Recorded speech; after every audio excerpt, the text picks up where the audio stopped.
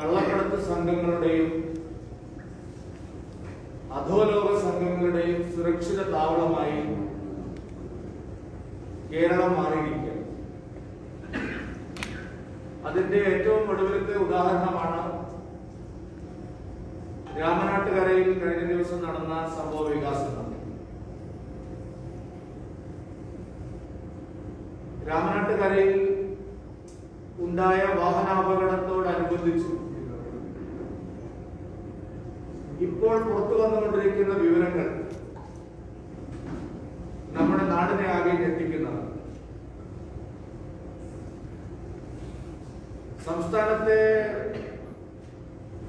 ആഭ്യന്തര വകുപ്പിന്റെ തികഞ്ഞ പരാജയമാണ് ഇതിൽ കാണാൻ കഴിയുന്നത്. എയർപോർട്ടിന് വെളിയിൽ രണ്ട് ഗുണ്ടാ സംഘങ്ങൾ തമ്മിലുള്ള ആക്രമണം പോലീസ് അറിഞ്ഞില്ലേ? അതീവ സുരക്ഷാ മേഖലയായി കണക്കാക്കപ്പെടുന്ന വിമാനത്താവളത്തിന് 50 മീറ്റർ അകലെ രണ്ട് കള്ളക്കടത്ത് സംഘങ്ങൾ തമ്മിൽ രൂക്ഷമായിട്ടുള്ള വാക്കേറ്റവും ആക്രമണവും ഉണ്ടായി. പോലീസിന് അത് കാണാൻ കഴിഞ്ഞില്ല. എങ്ങനെയാണ് ലോക്ക്ഡൌൺ കാലത്ത് ഈ സംഘങ്ങൾ ഇത്രയധികം വാഹനങ്ങൾ യാതൊരു പരിശോധനയ്ക്ക് വിധേയമാകാതെ കോഴിക്കോട്ടേക്ക് വന്നത്? ചെർപ്പളശ്ശേരിയിൽ നിന്ന് ഗുണ്ടാ സംഘങ്ങൾ കോഴിക്കോടെത്തും. കൊടുവള്ളിയിൽ നിന്നുള്ള ഗുണ്ടാ സംഘങ്ങൾ കരിപ്പൂർ വരെ പോയി തിരിച്ചു വരുന്നു. കണ്ണൂരിൽ നിന്നുള്ള ഗുണ്ടാ സംഘങ്ങൾ നിർബാധം യാതൊരു പരിശോധനയുമില്ലാതെ വിമാനത്താവളത്തിലും തിരിച്ചു കോഴിക്കോട്ടേക്ക് വരുന്നു. ഈ അക്രമി സംഘത്തിൽ നിരവധി വാഹനങ്ങളുണ്ടായി. സാധാരണക്കാരന് ഒരു പച്ചക്കറി വാങ്ങാൻ പോകണമെങ്കിൽ പോലും വലിയ പരിശോധനയ്ക്ക് വിധേയമാകുന്ന നമ്മുടെ നാട്ടിൽ എങ്ങനെയാണ് ഈ ഗുണ്ടാ സംഘങ്ങൾ പോലീസിന്റെ പരിശോധനയില്ലാതെ സ്വച്ഛന്തമായി യാത്ര ചെയ്യുന്നത്? ഈ ഗുണ്ടാ സംഘങ്ങളുടെ, കവർച്ചാ സംഘങ്ങളുടെ രാഷ്ട്രീയ ബന്ധം എന്താണ് പരിശോധിക്കപ്പെടാതെ പോകുന്നത്? കണ്ണൂരിൽ നിന്നുള്ള അക്രമി സംഘം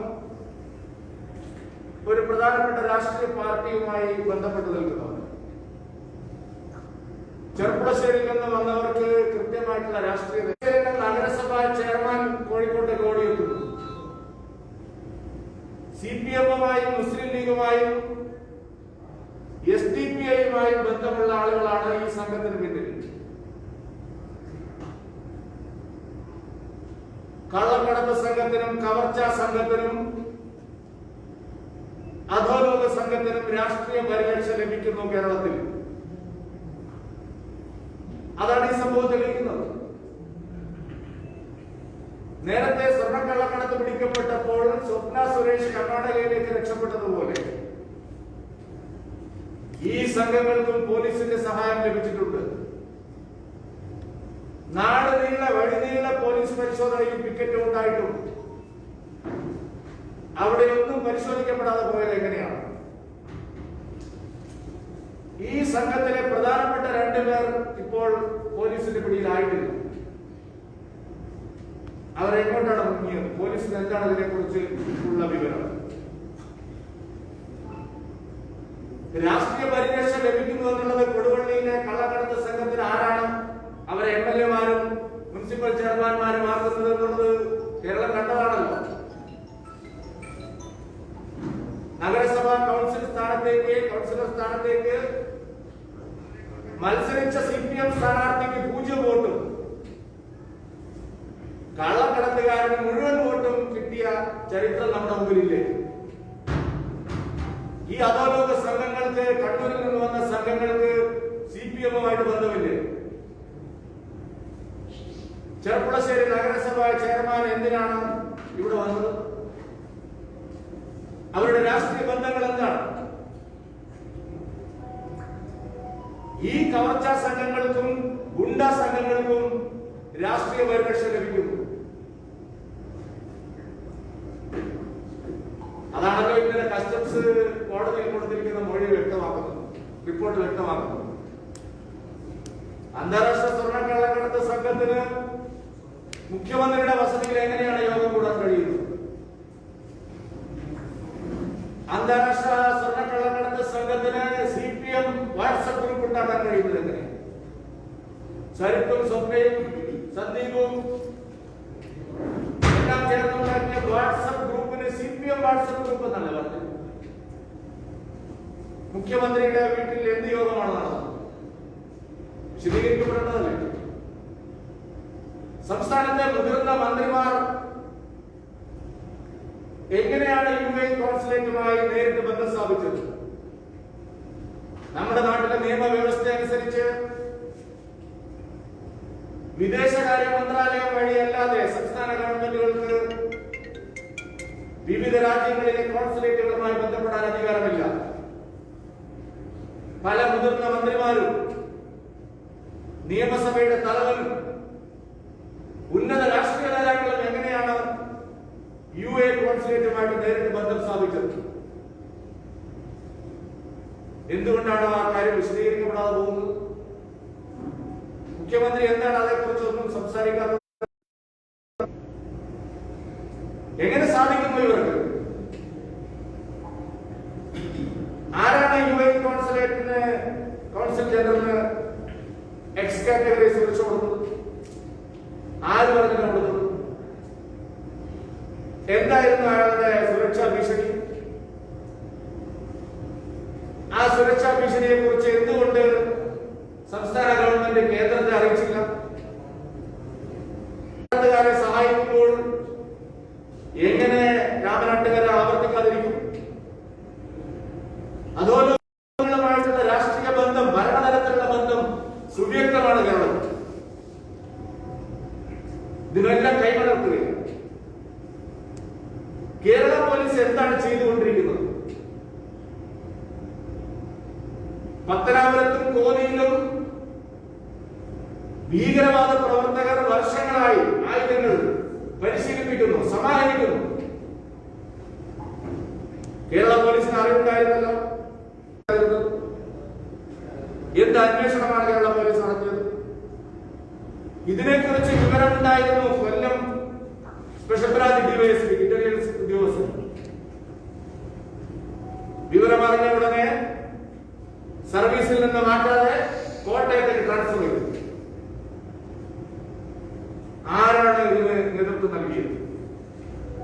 തീവ്രവാദ സംഘങ്ങളുമായി നേരിട്ട് ബന്ധമുള്ള DYSPയെ സ്ഥാനത്ത് നിന്ന് മാറ്റാതെ എന്തുകൊണ്ടാണ് കോട്ടയത്തേക്ക് സ്ഥലം മാറ്റിയത്? സ്ഥലം മാറ്റിയത് കൊണ്ട് എന്താ സംഭവിക്കുന്നത്? അപ്പൊ ഇത്തരം സംഘങ്ങളുമായിട്ടുള്ള സർക്കാരിന്റെ ബന്ധം എന്താണ്? പരിശോധിക്കപ്പെടേണ്ടതല്ലേ? ആ ചോദ്യങ്ങൾക്കുള്ള ഉത്തരം ലഭിക്കേണ്ടതല്ലേ? സർക്കാർ പരാജയപ്പെട്ടിരിക്കുന്നു.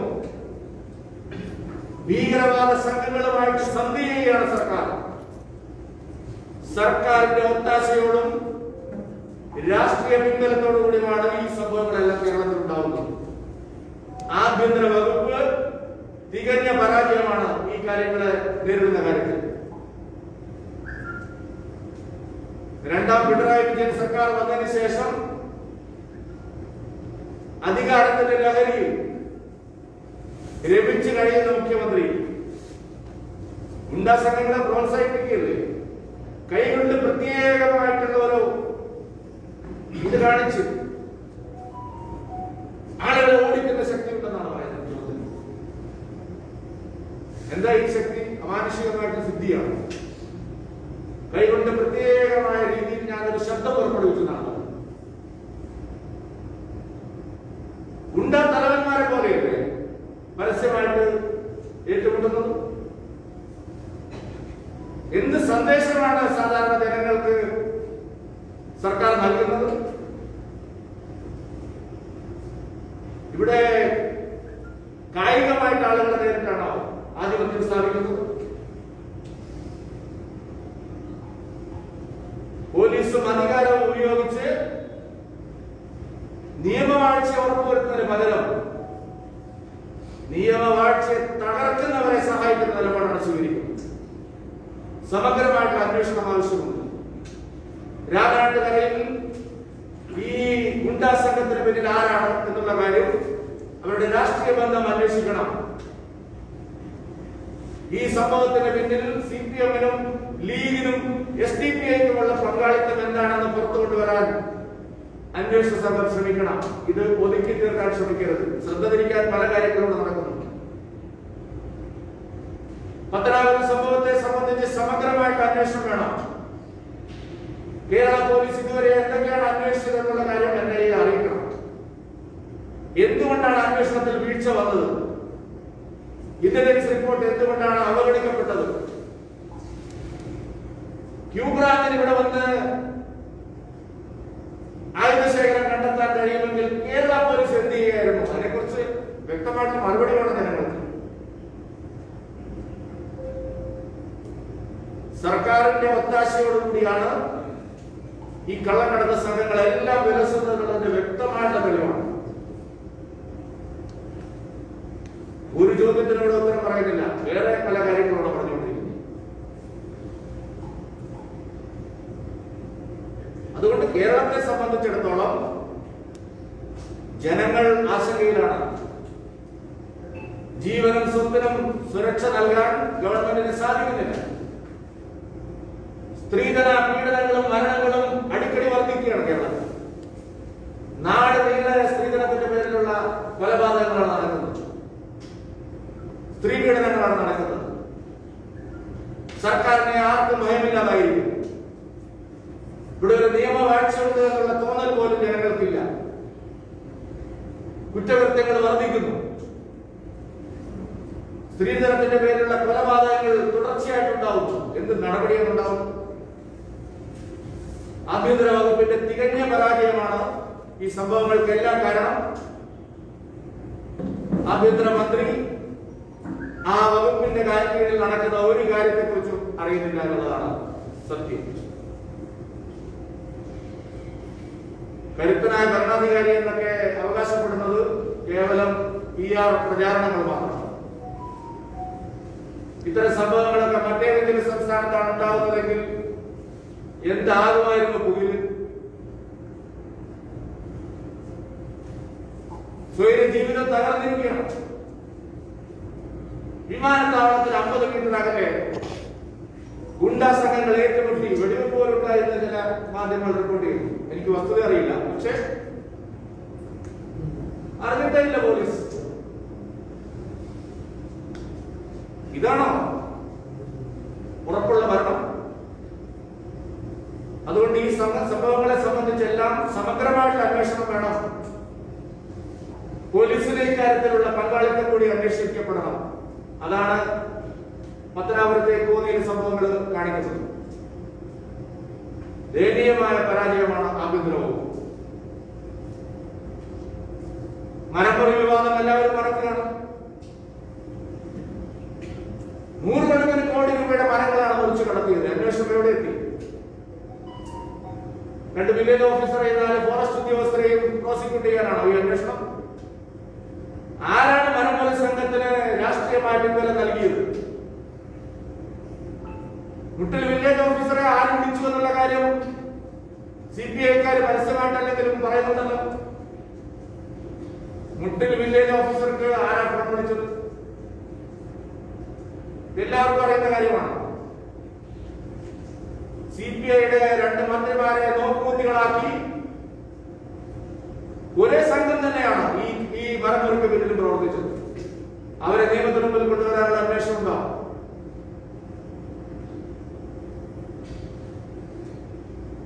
മരമുറി സംഘം ഒരു ജില്ലയിൽ മാത്രമല്ല, എല്ലാ ജില്ലകളിലും ഭീകരമായിട്ടുള്ള കൊള്ള നടത്തിയിരിക്കുന്നു എന്നാണ് പുറത്തുവരുന്നത്. ആ കാര്യം മറച്ചുകൊടുക്കാനാണ് ബ്രണ്ണൻ കഥകളുമായിട്ട് ഇറങ്ങിയിരിക്കുന്നത്. ബ്രണ്ണൻ കഥകൾ കേൾക്കാനൊന്നും ജനങ്ങൾക്ക് താല്പര്യമില്ല. ഈ മരമാരെ കുറിച്ച് കൊണ്ടുപോയി എത്ര കോടി രൂപയുടെ മരം, സംരക്ഷിത മരങ്ങൾ പോയി, ആ കാര്യങ്ങൾ അന്വേഷിക്കണം. എനിക്ക് സംശയമുണ്ട്. സുധാകരൻ വനമന്ത്രിയായിരുന്നു. ഈ സുധാകരൻ വനമന്ത്രിയായിരിക്കുമ്പോഴും വനങ്ങൾ നടന്നിട്ടുണ്ട് കേരളത്തിൽ. ചുരുങ്ങിയ കാലം കൊണ്ട് സുധാകരൻ വനം മന്ത്രി മുഖ്യമന്ത്രിയായിരുന്ന കാലത്ത് വലിയ അഴിമതിയാണ് ആ കാലത്ത് നടന്നത്.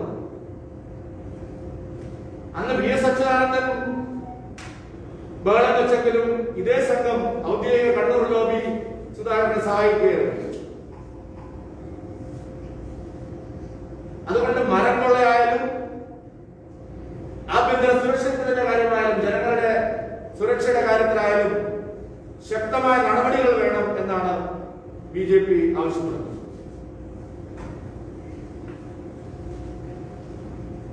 നിരവധി രാമനാഥന്റെ അപകടം അന്വേഷിക്കുന്നത് കൊണ്ടോട്ടി ഡിവൈഎസ്പിയുടെ ടീമാണ്. അതേ ഡിവൈഎസ്പി പിന്നീട് അധികാരത്തിൽ അടിമ പ്രശ്നങ്ങൾ അറിഞ്ഞില്ലാണ്ട് പറഞ്ഞു. അപ്പോൾ ഈ അന്വേഷണത്തിൽ ഇന്നത്തെ രാഷ്ട്രീയങ്ങളെ ഒരു തരത്തിലും ഈ അന്വേഷണം ഇതിന്റെ പിന്നാമ്പുറ കഥകളിലേക്ക് ഒന്നും പോകാൻ പോകുന്നില്ല. അതുകൊണ്ടൊരു പ്രത്യേക ടീമിനെ വെച്ച് ശക്തമായിട്ടുള്ള അന്വേഷണം വേണം. ഇപ്പൊ എല്ലാത്തിലും SIT ആണ്.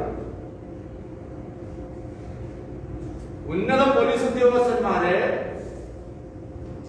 വെച്ച് ഒരു പ്രത്യേക ഏജൻസിയെ അന്വേഷണ സംഘത്തെ വെച്ച് വേണം ഇത് അന്വേഷിക്കാൻ.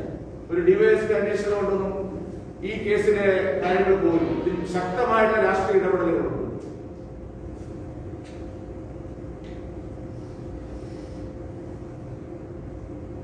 ഇന്നലെ ഫറൂഖ് സ്റ്റേഷനിൽ ഞങ്ങൾ മാധ്യമങ്ങളോട് നിൽക്കുന്ന ഘട്ടത്തിൽ തന്നെയാണ് ഈ ചപ്പളശ്ശേരി നഗരസഭ ചെയർമാൻ നമ്മൾ അദ്ദേഹത്തോട് ചോദിച്ചപ്പോൾ നാട്ടിലൊരു അപകടം ഉണ്ടായിരുന്നെന്നാണ് പറഞ്ഞത്. അതിനപ്പുറത്തേക്ക് ഈ പ്രതികളുടെ രാഷ്ട്രീയ ബന്ധത്തെ സംബന്ധിച്ച് കൃത്യമായ ഡിവൈഎഫ്ഐക്കാരുണ്ടായിരുന്നു. ഡിവൈഎഫ്ഐയിൽ നിന്ന് വളരെ സജീവമായിട്ട് പ്രവർത്തിച്ച ആൾക്കാർ ഇതിലുണ്ടായിരുന്നു.